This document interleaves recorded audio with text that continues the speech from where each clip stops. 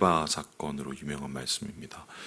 무리바 사건이 유명한 이유는 사실 여기에서 나타난 이스라엘 백성들의 모습 별로 유명하지 않습니다. 비슷해요. 그리고 여기서 나타나는 이 하나님의 처사, 사실 이 민수기에 나오는 하나님의 모습과 굉장히 또 비슷합니다. 그런데 중요한 것은 하나님께서 모세를 대하는 처분입니다. 쉽게 설명하면 하나님께서 이 무리바 사건을 통해서 모세를 징계하십니다. 어떤 징계였는가? 쉽게 설명하면 모세가 이 사건을 이유로 가나안에 들어가지 못하게 되었습니다. 그러면 요 얘기를 한번 다시 표현을 한다면 이 사건만 없었으면 모세가 가나안으로 들어갈 수가 있었습니다.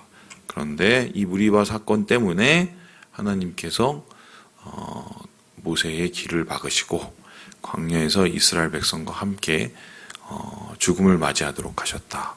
그러니까 어떤 의미에서 무리바 사건은 모세에게 굉장히 뼈 아픈 사건이고, 그리고 어떤 의미에서는 모세에겐 굉장히 무리로 받아들일 수밖에 없는 사건이죠. 그러니까 무리바인 것 같아요. 왜냐면 40년을 주님을 위해서 봉사를 했어요. 나이 80에 혼자 잘 살겠다는 사람을 하나님께서 부르셔갖고 120이 되도록 하나님께서 뼈 빠지게 다 부려먹으셨습니다. 그것도 그냥 부려먹으신 게 아니라 광야에서 말 안 듣는 이스라엘 백성 데리고 그 척박한 환경을 이겨내면서 40년 동안 하나님께서 쓰셨습니다. 그러면 그 정도 40년을 이제 봉사를 했으면 요즘으로 같았으면 원로 대우도 해주고, 그리고 무슨 보상도 해주고, 하나님께서 노후를 또 안락하게 또 준비를 해주고, 이런 게 우리 생각에는 맞는 것 같습니다. 그래야 다음에도 모세 같은 사람이 그런 모습을 보면서 나도 모세처럼 저렇게 열심히 봉사를 하면 하나님이 나한테 그렇게 복을 많이 주시고 챙겨주시겠지? 계기가 돼서 더 열심히 할 거 아닙니까? 그런데 오늘 모세의 끝은 어떻게 끝납니까? 하나님께서 좀 가혹하게, 야, 너 이거 내가 봤는데 안 되겠어. 너 이 무리바 사건 때문에, 무리바에서 행한 일 때문에 너 이때까지 쌓았던 40년 꽝이야. 너 가나안 못 가. 이렇게 얘기한 겁니다.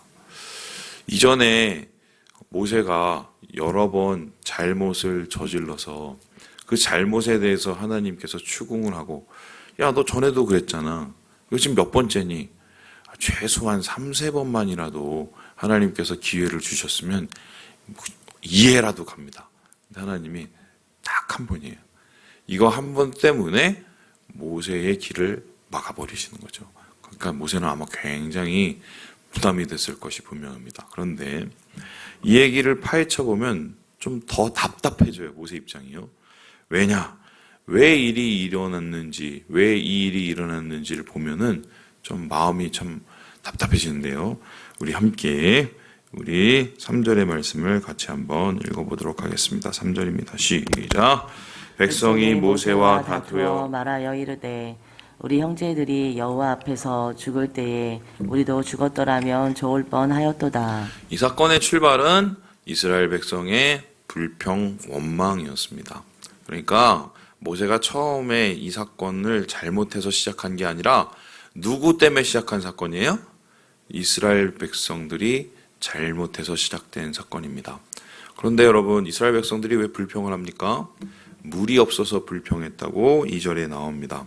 광야를 걷다가 물이 필요합니다. 닭이도 먹어야 되고 짐승도 먹어야 되고. 그런데 하나님께서 왜 이쪽으로 이 사람들을 인도하셨는지 모르겠지만 이 가데스라는 곳에 다시 하나님께서 돌아오게 하셨을 때 하필이면 물이 없는 지역, 물이 나오지 않는 지역에 머물게 하시는 겁니다. 그러니까 백성들이 당연히 여기에 대해서 무엇이라고 얘기를 합니까? 4절에 보니까 야, 우리를 광야로 끌고 나와서 나를 죽게 하느냐라고 얘기를 하고요. 그리고 5절을 보면 이렇게 얘기합니다. 애굽에서 나오게 해서 여기까지 우리가 힘들게 하는구나 라고 이야기를 합니다. 그리고는 아까 우리 한번 봤던 3절에서 보면은 결국 우리 형제들처럼 너희도 네가 우리를 죽이려고 하는 거 아니야? 말하는 여기서 우리 형제라는 것은 앞서서 있었던 고라 다단의 사건을 뜻하겠죠. 그때 총 10,000명 이상의 이스라엘 백성들이 역병에 걸려서 죽었단 말이에요. 그걸 보고 아유, 우리도 결국 이렇게 다 죽게 만들려고 네가 이렇게 끌고 왔지, 물도 없는데, 이러면서 이제 모세를 압박하기 시작한 거죠. 여러분, 이게 처음이 아니죠. 계속적으로 되어왔던 일입니다. 계속적으로 무슨 일이 있을 때마다 불평하고 원망하고 진짜 해도 너무한다, 그죠? 이럴 정도로 압박하고, 그래서 이제 모세가 감당할 수 없는 수준에까지 그 압박감이 오게 된 거고, 그런 압박감에서 이제 모세가 한 행동이 문제가 된 거예요. 어떤 행동이 문제가 되었는가? 우리 함께 11절의 말씀을 같이 한번 읽어보도록 하겠습니다. 11절입니다. 시작. 모세가 그의 손을 들어 그의 지팡이로 반석을 2번 치니 물이 많이 솟아나므로 회중과 그들의 짐승이 마시니라. 뭘 잘못했냐면 지팡이가 있잖아요. 지팡이를 가지고 하나님께서 반석에 물을 내라고 하셨어요.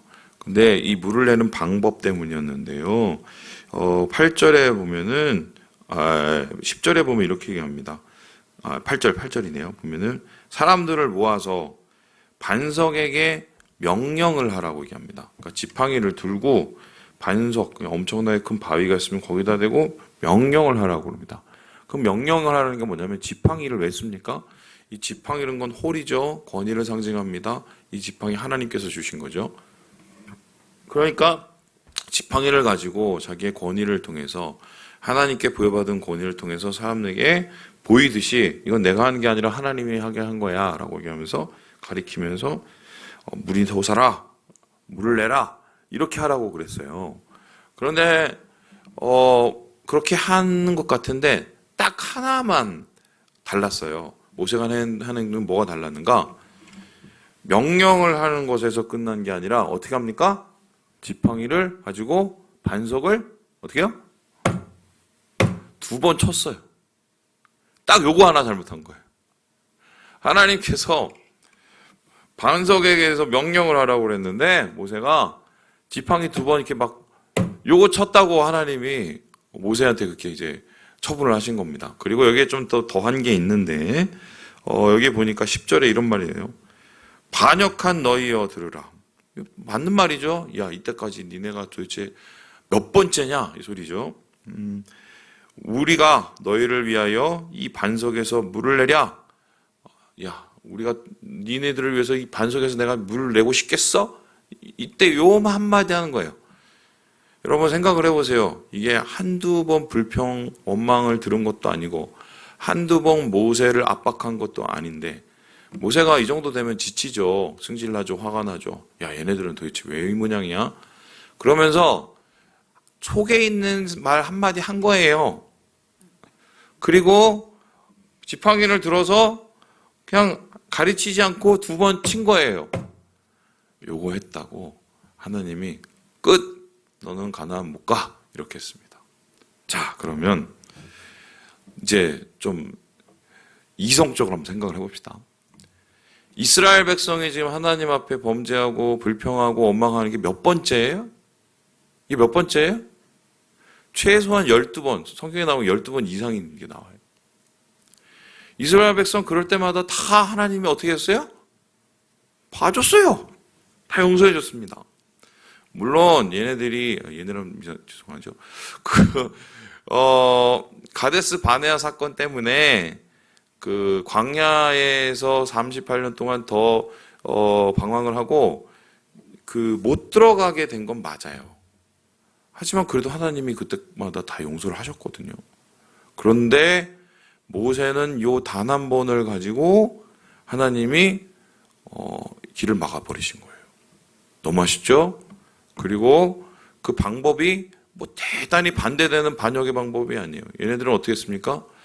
야, 우리 안 가, 못 가, 애국 갈 거야. 그리고 심지어는 모세를 향해서 돌을 들고 하나님을 저주하려고까지 했는 것도 하나님이 용서를 해주셨는데 모세는 하나님을 원망을 했어요? 불평을 했어요? 아무것도 안 했어요.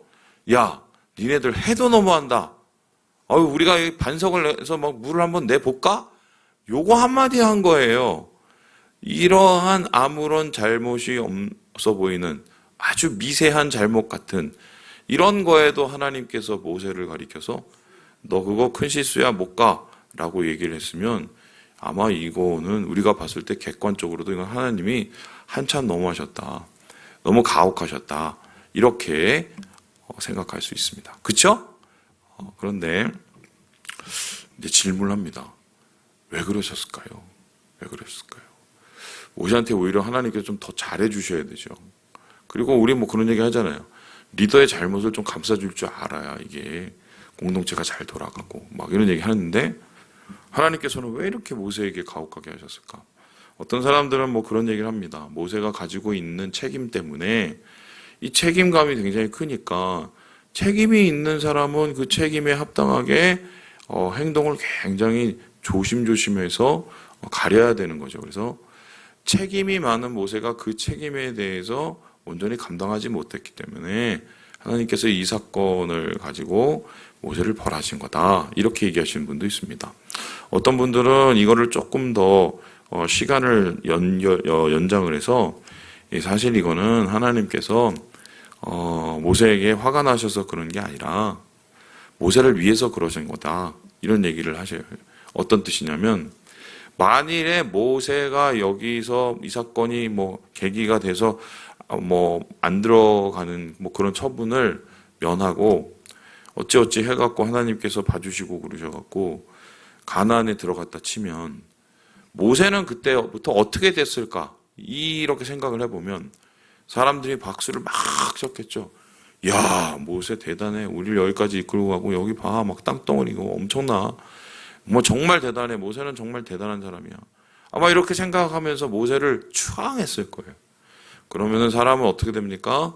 아무리 욕심이 없는 사람도 계속 높이고 계속 추앙하기 시작하면 교만이 들어오기 마련이죠. 그리고 자신을 막 신격화한단 말입니다.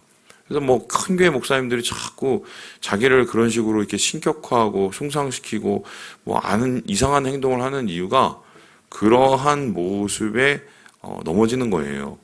그래서 모세도 어떻게 보면은 그렇게 가나안에 만일에 들어갔다면 모세가 왕이 되고 그리고 신 같은 존재가 돼서 하나님께 어떻게 보면은 누를 끼칠 수가 있었다. 그래서 모세를 위해서 모세가 죄짓지 않게 하기 위해서 하나님께서 이 무리바 사건을 이용해서 하나님께서 모세를 막으신 거다. 사실 모세의 믿음을 지키기 위한 거다라고 설명하시는 분도 있습니다.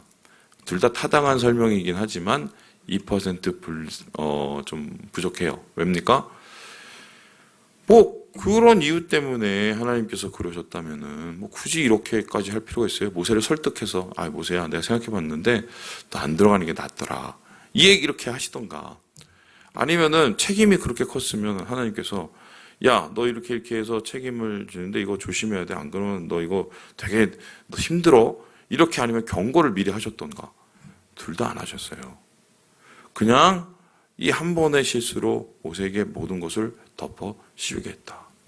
자, 그렇다면은 다시 한번 질문합니다. 왜 그러셨을까요? 왜?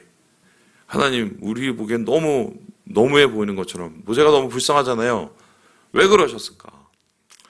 여기에는 좀 우리가 봐야 될 굉장히 중요한 두 가지의 사인이 있어요. 우리가 넘어가면 안 되는 이 구절이 있는데요. 우리 함께 1절의 말씀을 같이 한번 읽어보도록 하겠습니다. 시작. 첫째 딸에 이스라엘 자손 곧 온 회중이 신 광야에 이르러 백성의 가데스에 머물더니 미리암이 거기서 죽음에 거기에 장사되니라. 이 이야기가 신기하게요. 누구의 죽음의 얘기부터 시작이 됩니까? 누구예요? 누가 죽었어요? 미리암. 미리암은 누굽니까? 모세의 누이입니다. 그죠? 그리고 이스라엘 백성의 여성 지도자였어요. 그죠? 선지자로 통했고요. 그리고요, 신기한 게요. 우리가 내일 주일에 원래 본문이 있는데 그걸 보면은 아론이 죽는 걸로 이 사건이 끝이 납니다. 그 20장의 기록이 미리암의 죽음과 아론의 죽음으로 끝이 나요. 그래서 학자들은 이게 왜 이렇게 기록이 되었을까 생각을 했었을 때 한 가지 중요한 생각을 하게 돼요. 뭐냐면 이거는요, 이전 세대가 끝나고 새로운 세대가 이제 시작된 거라는 그 표현으로 봅니다. 그러니까 그전 세대의 리더를 상징했던 미리암, 아론이 죽습니다. 그리고 아론 대신에는 엘르아살이라는 사람이 세워지게 되고요. 뭐 우리가 나중에 보겠지만 모세 대신은 여호수아가 세워지죠. 그래서 오늘 이 무리바 사건은요, 사실은 이전 세대, 그러니까 출애굽했을 때 그 세대, 가데스 바네아에서 하나님 앞에 반역한 그 세대가 아니라 그 세대 다음의 아들 세대, 아버지 세대의 얘기가 아니라 그 다음 아들 세대. 그래서 이 아들 세대는 어떤 세대입니까? 광야에서 뭐 거의 뭐 태어나거나 자라거나 아니면 광야에서 중요한 시기를 다 보낸, 성장기를 보낸 이 세대들의 이야기라고 보통 학자들이 생각을 합니다. 이제 그렇다면은 이런 얘기가 되는데, 하나님 앞에 지금 무럽다고 원망을 합니다. 그 모습을 보면은 아버지가 했던 대로 똑같이 한 겁니다. 여러분 그거 아시죠? 미워하면서 똑같이 닮죠? 나는 절대로 엄마처럼 안 살 거야. 그러면서 엄마처럼 똑같이 되죠. 나는 절대로 아버지처럼 안 할 거야. 그러면서 아버지 같은 사람 만납니다. 미워하면서 닮아요. 이 친구들도 새로운 세대지만 새 마음으로 뭔가 시작할 것 같지만 아버지 하던 거를 계속 본 거죠. 원망하고 불평하고 그런 거 보면서 닮은 겁니다. 새로운 세대예요. 그런데 이러한 새로운 세대의 첫 번째 실수, 첫 번째 원망과 불평을 하나님께서 지금 넘어가 주시잖아요. 그 넘어가 주시는 것을 뭐라고 얘기를 하냐면요, 우리 함께 13절의 말씀을 같이 한번 읽어보도록 하겠습니다. 시작. 이스라엘 자손이 여호와와 다투었으므로 이를 무리바 무리라 하니라. 여호와께서 그들 중에서 그 거룩함을 나타내셨더라. 이스라엘 세 세대가 처음으로 여호와와 다투어서 이름을 무리바 무리라고 했다. 무리바는 다툼의 무리다, 이 소리인데요. 그런데 여기에 대해서 하나님께서 무엇을 나타냈다고 얘기합니까? 거룩함. 그러면 하나님께서 이스라엘 백성의 세 세대가 범죄하는 첫 현장에 거룩함을 나타내셨대요. 그럼 이 거룩함이라는 것 도대체 무엇일까? 우리가 생각할 때 이 거룩함은 반석에서 물이 나는 하나님의 기적의 역사일 수도 있어요. 그런데 오늘 이 말씀을 잘 살펴보면 거룩함이라는 건 단순히 하나님께서 보여주신 기적은 아닙니다. 여러분, 거룩함이 무엇입니까? 다름이죠. 사람들과 다른 겁니다. 사람들이 하는 똑같은 행동을 하나님이 하셨다면 그거는 거룩하다고 이야기하지 않습니다. 그러면은 지금 사람들의 모습을 봅니다. 원망하고 불평합니다. 그럼 거기에 대해서 모세는 열이 받아요? 원망하고 불평합니다. 사람이니까 그래요. 근데 하나님께서는 그 원망과 불평에 대해서 그래? 니들 한번 내가 가만히 안 놔두겠어? 내가 복수하겠어? 내가 심판하겠어? 라고 말하지 않고 이스라엘의 세대의 첫 번째 실수를 은혜로 넘어가 주십니다. 다르죠? 하나님이 세 세대의 잘못을 한번 관용으로 품어주시는 거예요. 왜 그러셨을까? 얘네들은 새로운 세대라 어머니 아버지 영향을 받을 수밖에 없지만 그래도 얘네들은 장야 40년 동안 방황을 하면서 하나님이 도대체 어떤 분이라는 걸 이젠 배워나가기 시작하는 거예요. 그러니까 그 배워나가기 시작하는 그 모습 중에 자기가 죄를 저지른 그 첫 번째 현장에서 하나님이 그 모습을 어떻게 해요? 긍휼로, 은혜로 하나님께서 그 모습을 용서하시는, 이스라엘 백성들이 경험한, 새로운 세계가 경험한 그 용서는 하나님의 사람과 다른 어떻게 해요? 첫 번째 거룩함이었어요.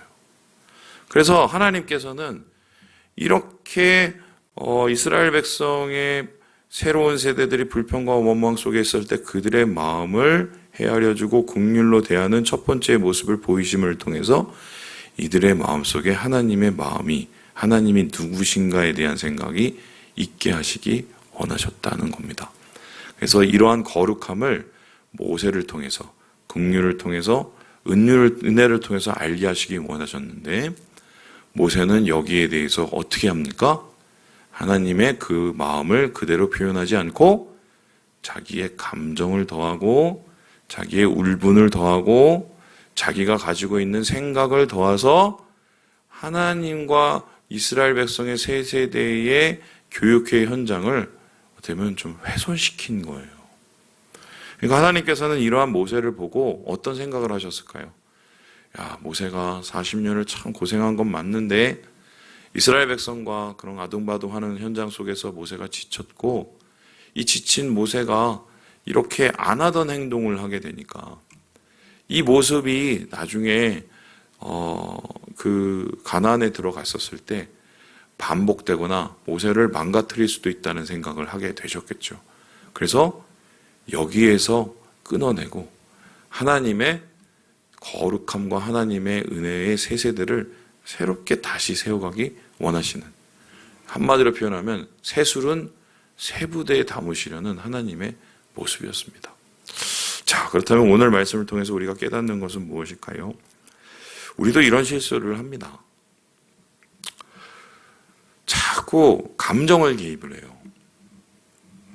하나님이 만일에 누구에 대해서 사랑을 하라, 하나님이 누구에 대해서 용서하라, 하나님이 누구에 대해서 어떤 말씀을 또 나타내라 했었을 때, 그럼 우리는 주님의 깨끗한 통로가 돼서 그것을 흘려보내면 되는데, 항상 우리식의 해석과 우리식의 감정을 섞어서 하나님의 거룩함을 훼손할 수 있다. 이렇게 하나님의 거룩함이 훼손되면 우리를 통해서 하나님의 영광이 나타나는 게 아니라 오히려 하나님의 영광을 가리는 일이 이루어질 수 있다는 것입니다. 그래서 우리가 이런 모세의 모습을 타산지석 삼아서 우리의 하나님의 깨끗한 통로가 되기 위해서 준비를 해야겠다.